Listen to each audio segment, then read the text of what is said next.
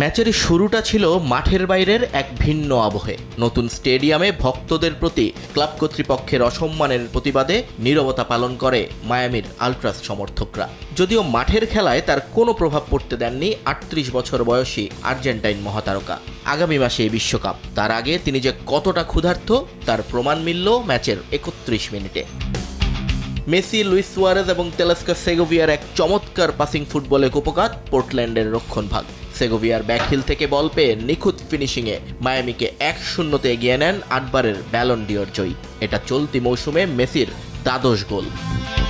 প্রথম গোলের রেশ কাটতে না কাটতেই আবারও মেসি ম্যাজিক।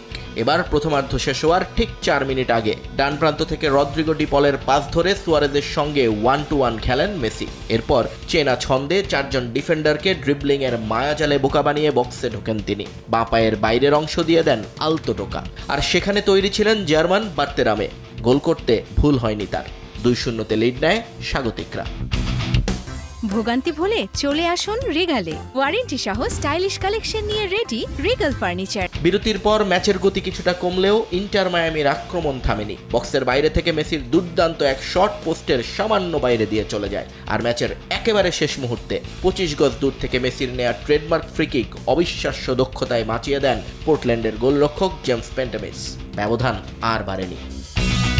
নতুন ২৭,০০০ আসনের স্টেডিয়ামে প্রথম ৪ ম্যাচে ৩ ড্র আর ১ হারের পর এই জয় মায়ামি শিবিরের জন্য বিশাল স্বস্তি। এই জয়ে ন্যাশভিল এফসিকে ১ পয়েন্ট পেছনে ফেলে স্টার্ন কনফারেন্সের শীর্ষে এখন ইন্টার মায়ামি। নিয়ন মোহাইমিন, সময় সংবাদ।